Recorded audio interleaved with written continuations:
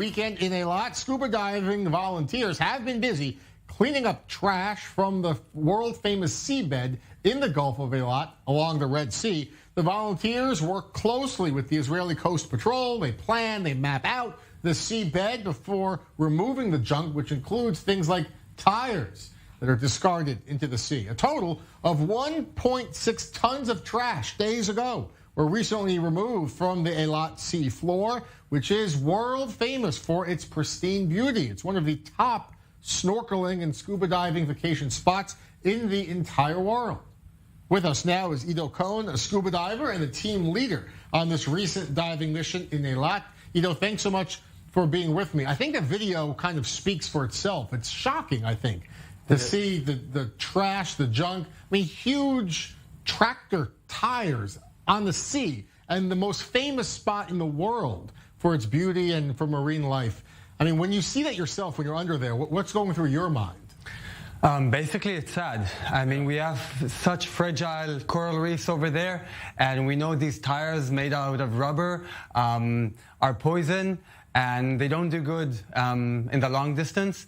And it's just sad that you come to see coral reefs and basically you see trash. So this mission from a few days ago, I mean, how does it work? I mean, you obviously can't physically lift up these tires. You can't take junk and trash. How do you plan out? How do you actually, orchestrate this mission? Right. Well, it's a complex diving operation. It starts weeks before, a month before.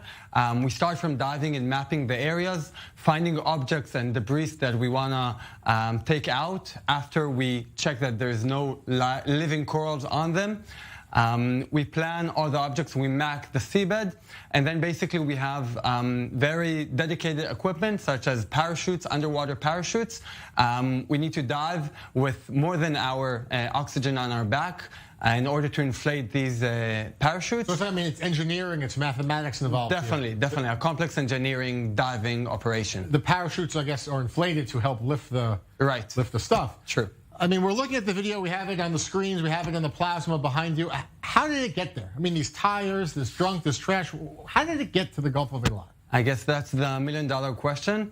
Part of it from ships coming into the Gulf, part of it from storms, as we have today, taking things from the beaches into the ocean. Some of them, or smaller trash, people just throw in or don't realize they need to put them in trash cans, and they just find their way to the ocean. You're with a team of divers. You're volunteering for this mission. True, right? all of us. This is your own time. Yeah. Why do you do it? Basically because I care of the marine life, and I want to conserve the ocean, and I want to have the ability to dive into such beautiful places without harming myself or my fellow friends. And I know it will protect the environment. So we know, obviously, this weekend, perhaps more than any other time ever, the eyes of the world are on Eilat. I mean, Miss Universe will have about 500 million live viewers for this beauty contest. The world will be watching. There's going to be incredible video and footage of Eilat. What's your message, I guess, about the importance of conservation and for the environment? What's going on just below the surface? Basically, we do have an educational purpose. We do want to increase the awareness of marine conservation. We would like people to recognize how harmful it is to throw trash everywhere and to consume too much plastic, too much everything, basically. And we do want to patrol and protect against illegal fishing, which causes severe damage of the coral reefs and of the marine life. The work that you're doing, the volunteer work and coordination with the Coast Patrol, how often do you get down there? How often do these cleanups happen? Basically, we go every couple of months. Such a huge operation, again, a complex engineering diving operation, we do about once a year. We wish to do it even more. But before that, as I said, we need to plan, we need to map the surface and the underneath. So we do it every couple of weeks and months. A really important work that you're doing, incredible effort underway to help save the ocean and save marine life. Ido, thanks so much for being with us here. Thank you on i24NEWS. Thank you. And speaking of